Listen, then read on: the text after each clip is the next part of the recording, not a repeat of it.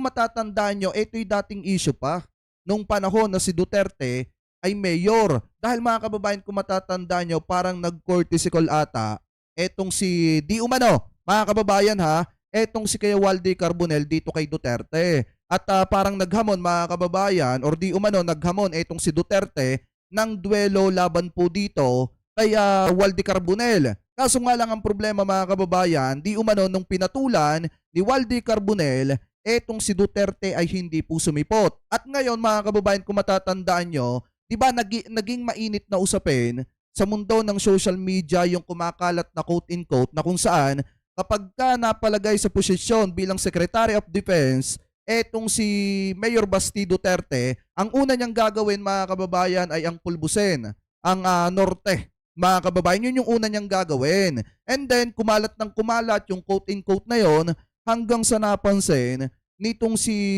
Waldy Carbonell mga kababayan at hinamon niya ng duelo. Pakitama na lamang po ako ha kung ako po ay mali. At hinamon niya ng duelo etong si Mayor Basti Duterte. Dahil kung makikita nyo, pag nagsasalita etong si Mayor Basti Duterte, talagang maanghang mga kababayan at may tapang. Pero yung tapang na yon, na saglip na makikita natin kanina, ay parang biglang nawala mga kababayan. Dahil nga naman, kung titingnan nyo kasi yung sinasabi ni Kuya Waldy Carbonell sa kanyang mga video, talagang ang mga Duterte matapang lang talaga sa salita.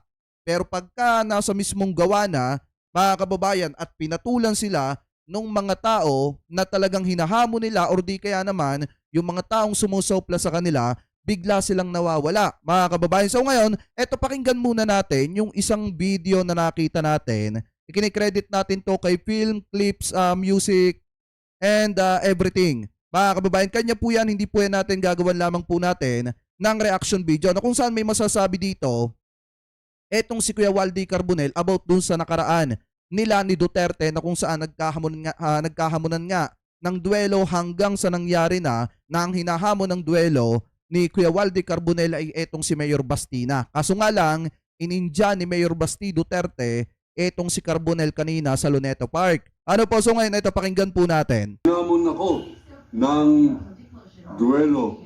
Hinamon ako ng duelo ni Rodrigo Roa Duterte nung siya po ay mayor pa lamang ng Davao. At sinabi niya, matapos niya kumurahin, sabi niya, magkita tayo, animal ka dyan sa harapan ng City Hall ng Davao. Huwag ka magkukortesi call sa akin, sasampal-sampalin kita. Yun yung sabi ni Duterte sa kanya. Nung hinamon niya, etong si Carbonell mga kababayan. Ang sabi ni Duterte dati nung mayor siya, wag daw mag-courtesy call. Etong si Waldy Carbonell dito kay Duterte at sasampal-sampalin daw po. Tapos hinamon siya ng duelo doon sa harap ng City Hall ng Davao. Kaso nga lang ang problema mga kababayan, nung pinatulan siya, pakinggan pa natin. Dumating po ako. Hindi po siya dumating. Nako! Ano ibig sabihin nito? Pag pantay ang laban, takot yung mga Duterte. Waldy Carbonell, nasa Luneta na, inaabangan ako. Yun yung ano mga kababayan, yun yung pass, yun yung nakaraan nila ni Duterte na kung saan hinamon siya ni Duterte ng duelo sa harap ng City Hall ng Davao. Kaso nung pinatulan niya mga kababayan, umurong yung betlog nitong si Duterte at hindi po sumipot. So ngayon mga kababayan, sumubok ulit. Etong si Waldy Carbonell at ang hinamon niya ng duelo yung anak ni Duterte na talagang matapang kapag ka nagsasalita. Kaso nga lang ang problema mga kababayan, ano ang nangyari kanina? Pakinggan po natin. Kung dadating si Baste, hinamon niya ng duelo, barilan si Baste, kahit daw si Digong sumama pa sa si Bato. So yan, tingnan natin. Yan, partida, hindi lang isang tao yung hinahamon niya ng duelo dito sa harap ng Luneta Park, kung hindi tatlong tao. Sino yung tatlong tao na yon? Si Digong, si Mayor Basti Duterte at saka itong si Bato de la Rosa. Akala ko ba matatapang itong mga ito mga kababayan? Kung talagang matatapang itong mga ito, bakit hindi nila kayang patulan etong si Waldy Carbonell? Etong si Sir Waldy Carbonell na hinahamon sila ng duelo para lang maipakita mga kababayan na talagang matatapang sila. Kaso nga lang ang problema, pagkapantay talaga kasi ang laban, hindi kayang humarap ng mga Duterte. Yan mga kababayan yung nakikita ko dyan ha. Kasi mismong pinatunayan ni Sir Waldy Carbonell kung gaano kaduwag ang mga Duterte. Biruin nyo ha, sa edad na ito ni Sir Waldy Carbonell, hinahamon niya si Basti Duterte ng duelo. Alam naman natin mga kababayan, kung talagang matapang itong si Basti Duterte, talagang papatulan niya ito. Kaso nga lang ang problema, inindyan niya kanina etong si Sir Waldy Carbonell. So pagpapakita yan mga kababayan na talagang hanggang salita at puro salita lamang etong mga Duterte. Ano po ngayon, ipagpatuloy pa natin. November 10, mag-alas 9 na. Alam ko, ang taning na oras. Ay, shoutout kay Inay Libra, October 1 Squad Forever. Ayan, sa ganyan lang naman, magaling ang mga Duterte. Puro yabang. Yun nga po Di ba kung talagang matapang sila, bakit hindi nila kayang lumaban ng pantay? Bakit hanggang, alam niyo yun, hanggang bunganga lang yung kaya nila? Di ba mga kababayan, ipagpatuloy pa natin. Alas 9. Tingnan natin kung may bayag yung mga Duterte talaga na yan. Pag walang batik, tingnan natin kung sisipot. Itong si Kawaldi, ito hinamon din ni Duterte nung araw. Ni Digong mismo, dyan sa Davao mismo ha. Kasi nga ito yung nag-iimbestiga sa pagkakapatay ng isang journalist, radio commentator na si Jun Pala. Sabi ni Duterte, sasampi-sampikahin daw ito. Sabi naman nitong si Waldy Carbonell nung araw, nung kabataan niya, ay pag sinampal niya ako, sasampalin ko rin siya. So nayabangan si Duterte, hinamong ng duelo sa harap ng City Hall ng Davao. Alas 9, sumipot si Waldy Carbonell, ay wala si Digong. Namuti ang mata ni Carbonell, wala si Digong sa kanyang teritoryo mismo. Ngayon naman, baliktad ang sitwasyon. Dahil sa inukray-ukray nitong si Baste, lilipulin daw niya, o ubusin daw niya ang Ilocos Norte. Kapag siya pag may naging pangulo sa mga Duterte. Yes, kasi mga kababayan, kumalat talaga yan At talagang naging mainit na usapin yung quote-in-quote na kumalat na kung saan kapag ka naging Secretary of Defense itong si Basti Duterte, talagang pupulbusin daw niya mga kababayan ang Ilocos Norte. Kaya nagalit ang mga Ilocano ng matindi dito kay Basti Duterte mga kababayan at kaya naghamon. Hinamon ni Waldy Carbonell etong si Basti Duterte mga kababayan na magduelo na lang sila. Kaysa magyabangan, magduelo na lang sila dyan sa harap ng Luneta Park. Kaso nga lang, katulad ng kanyang tatay mga kababayan, kung yung kanyang tatay na duwag na makipagduelo sa harap ng City Hall ng Davao dito kay Waldy Carbonell, malamang yung anak ganun din. Mga kababayan, kasi hindi naman sumipot kanina. Ibig sabihin, naulit lang ulit yung kasaysayan ng kanyang tatay dun sa anak. Mga kababayan, ano po, ipagpatuloy pa natin. Ilocano pala ito si Waldy Carbonell. Hinamon siya kayo ng barilan. Ngayon mismo, November 10. Ito, mag-alas 9 na. Mga 14 minutos na lang para mag-alas 9. Tingnan natin ang bayag ni Baste. Kung siya isisipot dito sa draw. Hinahamon ni Waldy Carbonell. 70 plus na siguro ito si Waldy. Malaking tao, mga 6 plus footer yata yan. Daming fans. So yan na, pumipirma na. Yan, tingnan natin kung para tayo makakapanood ng pelikula noong araw na Najis Lapid at Fernando Poe Jr. Duelo. Matagal nang walang nangyayaring real life duel sa Pilipinas. Ay yung mga barilan ng pulis at masasamang loob, hindi naman duelo yun Ito, yung mga duelo kasi yan yan ay talaga ikangay gentleman's agreement. Kaya nga. Magbibilang ng hanggang 5 o 10, nakatalikod kayo pareho. Doon sa last number, pag sinabing 5 or 10, 1, 2, 3, 4, 5, haha. O baka sabihin ng mga DDZ, bakit papatulan ng mga Duterte yung si Carbonell, si Waldy Carbonell? Alam nyo mga kababayan, eto kasing ginagawa ni Waldy Carbonell, eto yung pagsubok lamang sa mga Duterte. Sinusubok niya mga kababayan kung hanggang saan ang tapang ng mga Duterte. Kung pumunta sana si Basti diyan kahit hindi matuloy yung duelo, ibig sabihin matapang si Mayor Baste. Duterte, kaso nga lang ang problema mga kababayan, naulit nga lang din yung nakaraan. Na kung saan, di ba, yung tatay niya nagmamatapang pero pagkapantay ang laban, hindi naman dumadating. Tapos ngayon mga kababayan, kung tutuusin nga, tingnan nyo mabuti. Nung pumunta dito sa Luneta Park, etong si Waldy Carbonell, marami yung mga pumunta na taga-suporta nitong si Waldy Carbonell. Mas marami pa nga mga kababayan, sa totoo lang to be honest, mas marami pa yung nagpunta dito sa Luneta Park kaysa dun sa mga nagrally kuno na umabot daw ng 7 minions. 7 minions mga kababayan na magpapakaba at magpapababa kay PBBM sa kanyang posisyon. Kung tutusin nga, mas marami pa to Mas marami pa yung mga taga-suporta dyan na sumalubong, nagpapalit-trato at nagpapapirma, nagpapasignature mga kababayan kay Waldy Carbonell. Eh doon sa mga rally mga kababayan na isinagawa sa EDSA nito lang ng mga DD-set at mga taga-suporta nitong si Digong. Ang maraming nagpunta doon, siguro pagpalagay natin marami na yung 12, mga kababayan, mga vlogger. Ang maraming naando doon mga cellphone ng mga vlogger na kunyari kuno may tinututukan na nagrarally pero deep inside wala naman talaga. Kasi walang nakiisa sa kanila. Kung hindi yung mga vlogger lang nitong si Digong yung naando doon. Buti pa nga to, si Kuya Waldy Carbonell sinasalubong mga kababayan ng mga taga-suporta niya dito sa Luneta Park. Ano po nga inipagpatuloy pa natin? Harap bigla ang dalawa't magbabarilan. Yun po ang duelo. At yan po'y baka sakaling masaksihan natin ngayon, pero sa tingin ko'y walang sisipot sa mga Duterte. Wala rin sisipot kay Bato. Wala. Yeah. Kasi tatlo yung hinahamon dito. Tatlo yung hinahamon dito na makaduelo nitong si Kuya Waldy Carbonell. Ang isang hinahamon niya dito si Bato de la Rosa.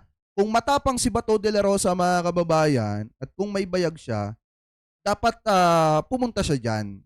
Kahit sabihin natin hindi matuloy yung duelo magpakita lang sila ng presensya nila dyan para mapatunayan lang talaga na walang sinisinot matatapang etong mga ito. O kahit si Digong mga kababayan, di ba? Si Digong pag nagsasalita, akala mo sobrang tapang mga kababayan. Etong si Basti Duterte pag nagsasalita, akala mo sobrang tapang. Pero pagka hinamon na at nilabanan na sila ng pantay, ni anino nila mga kababayan hindi mahagila. Parang katulad ng nangyari dito na kung saan inindyan nila etong si Kuya Waldy Carbonell. Ano po ipagpatuloy pa natin? Yes, Kawaldi ako. Wala ka. Relax si Kawaldi makipagbarilan Wala. Nakangiti pa nating tulos nga naman Mag-uutsenta na nga naman. Ano pa nga ba naman hihintayin mo Yeah. Pwede na makipagpatayan, makipagbarilan. Sige, abangan po natin. Atin mo ng putulit Pag dumating alas 9 at walay tayo, kukuha uli ng video. Armado, duwag mga Duterte, duwag Bato, duwag Bongo, duwag Intiip Ilkak. Matapang lang pag may mga bodyguard to. Walang pumunta, wala bayag atras beklog ng mga Duterte. Wala kayo. Mga tao, supot daw. Ang hindi raw sumipot, supot. Yun. Lana, lampas na alas 9. Nako? Ni anino ni Basting hambog hindi sumipot. Ni anino ni Digong na hambog, wala. Si Batong hambog at si Bonggong hambog, wala. NTF Ilkak na mga taong mga hambog, wala. Duwag. Ayan salubungin nyo dyan kung darating, mabagal naman ang lakad. Kung kayo may bayag, salubungin nyo dyan mga tangnan nyo. Pati nga ata mga DD-set mga kababayan doon sa Luneta Park walang nagpunta. Ibig sabihin, talagang mga supot nga talaga mga kababayan. Alam nyo kasi mahirap kasing subukin talaga yung mga tao. Kasi unang-una, eto pa nga lang nung nagsalita si Basti Duterte na pupulbusin niya ang Ilocos Norte, hindi niya alam na itong si Kuya Waldy Carbonell ay isang Ilocano. Mga kababayan, kaya nga gano'n na lang katindi at gano'n na lang katindi yung paghahamon ni itong si Kuya Waldy Carbonell dito kay Basti Duterte kasi nga kumalat yung quote-in-quote na talagang nagyayabang at pupulbusin ni Basti Duterte ang Ilocos Norte. Kaso nga lang ang problema mga kababayan, pagka hanggang puro salita talaga walang mangyayari. Masasabihan talaga mga kababayan na ang mga taong hindi sumisipot at mayayabang lamang pagdating sa pagsasalita, talagang yun yung mga totoong supot. Kung ngayon pa nga lang mga kababayan dito pa nga lang nung hinamon ni Duterte ng duelo itong si Kuya Waldy Carbonell at hindi siya sumipot mga kababayan, kung dun pa nga lang takot na, paano pa kaya kapag ang pinag-uusapan na ay kapakanan ng mga teritoryo ng Pilipinas at kapakanan ng Pilipinas laban sa mga dayuhan? Di tiklop mga kababayan, itong mga Duterte, lalo na pagka ang kausap nila, presidente na ng China. Di baka isuko na lang nila mga kababayan ang ari-arian ng Pilipinas at ang buong Pilipinas. Kaya hindi na rin nakakapagtaka kung bakit ang mga karamihan sa mga kababayan natin sinasabihan na duwag itong mga Duterte mga kababayan. Kasi kung dito pa nga lang po sa hamon ni Kuya Waldy Carbonell ay naduduwag na, paano pa kaya kapag si Xi Jinping na yung kausap nila at interest na ng Pilipinas yung pinag-uusapan, edi lalong wala. Kawawa lang talaga ang mamamayang Pilipino kapag ka mga Duterte ulit ang napaupo sa pwesto. Kapag ka mga Duterte ulit, mga kababayan, ang nangayag-ngayag at nagkaroon ng kapangyarihan sa ating gobyerno. Ano po ngayon, ipagpatuloy pa natin? No. Puro ang salita, walang gawa. Tapang-tapangan lang pag may bodyguards. Ano kayo kaya, mga Duterte kaya, mga hambog? Wala na, lampas na alas 9. Ang laking tao pala nito. Tinan mo, wala akong makita sa taas niya eh. Pala yung mga 6 to siguro yan. Grabe, no? Kaya wala sumipot. Tapang to. Wala. Mukhang wala. Siguro yung mga DDS dyan sa comment section natin umiiyak na. Hindi nyo ba matanggap na supot yung mga sinusuportahan nyo? Simpleng Waldy Carbonell, mga kababayan, hindi nila kayang harapin. Paano pa kaya kapag si Xi Jinping na ang kaharap nila? Di ba katiklop tuhod sila, mga kababayan? Anyway, pagpatuloy pa natin. Wala rin namang sniper. Hindi sila makakapagpadala ng sniper dito siguro. Mamamonitor agad eh. Hindi nila teritoryo to Luneta eh. Kaya nga. Siguro nung araw nasa pwesto pa sila, baka pwede pa. Wala na eh. Ayan. Pag nagdala ka ng sniper dyan, makikita agad. Wala na. Ito na. Wala. Lampas na alas 9. 9:05. Sa Skawaldi. Mag-aalas 10 na eh. Ayan. Sumakay na sa kanya service. Umuwi na si Kuya Waldy Carbonell kasi nga walang Basti Duterte, mga kababayan, na sumipot. Ano po dyan sa Luneta Park. Kasi ito yan, mga kababayan, kung matatandaan nyo, ito yung paghahamon ni Kuya Waldy Carbonell dito kay Mayor Basti Duterte. Kasi nga, may mga pahayag itong si Basti Duterte na talagang masakit pakinggan, mga kababayan. At talagang yung hindi kaaya-aya. Ika nga, may mga salita si Basti Duterte na nakakasakit sa iba at hindi kaaya-aya sa pandinig ng iba. Lalo na, mga kababayan, kapag ka nagsasalita siya ng against sa ibang tao. Tapos kapag ka pinatulan, wala namang kakayanang humarap. Mga kababayan, kumbaga matapang lang sila sa salita pero hindi naman sa gawa. So ngayon, pakinggan natin ito. Ahamon ko ng duelo sa barilan itong si Mayor Basti Duterte para ipakita at iparamdam sa kanilang mga Duterte na hindi tayo nagbubulag-bulagan, hindi tayo nagbibingi-bingihan, at hindi po tayo mistulang mga binabae o kaya nagbabakla-bakla na parati na lamang inaapi ng mga Duterte.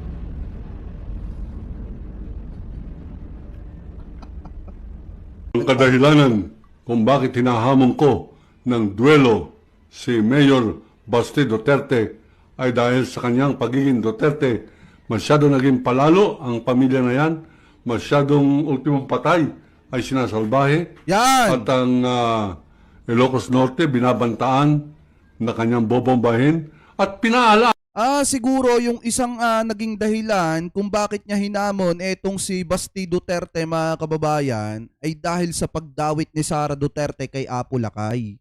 Ito yung isang halimbawa talaga na hindi natuwa yung mga taga Ilocos Norte sa ginagawa ng mga Duterte, lalo na nung binastos nila etong si Apo Lakay at lalo na nung pinagbantaan ni Basti Duterte na pupulbusin niya ang Ilocos Norte, mga kababayan. So ito yung isa sa nakikita nating dahilan kung bakit gano'n na lamang katindi ang kumpiyansa nitong si Kuya Waldy Carbonell hamunin ng duelo ang mga Duterte. Ano po ngayon, ipagpatuloy pa natin. Ala pa na yung kanyang tatay binombang Marawi. Uulitin ko. Mayor Basti Duterte, hinahamon kita ng duelo sapagkat nagtatapang-tapangan ka, animalis ka. You son of a cross-eyed pig. You face me like a man. Yan! Pag hindi ka sumipot, talagang kasumpa-sumpa kayong lahi. Talagang kinakalang kayo itapon sa West Philippine Sea. Ngayon, para mailigtas mo ng konti ang inyong dangal, sumipot ka, lumabang ka ng patas, hindi pabomba. Hinahamon ko ng duelo. Yan. Sumipot. Kailangan sumipot si Basti Duterte, lumaban ng patas, hindi puro yabang lang. Mga kababayan, kaso nga lang ang problema, wala tayong nakita na Basti Duterte na sumipot sa Luneta Park. Kahit si Digong, mga kababayan, wala din. Si Bato de la Rosa, wala din.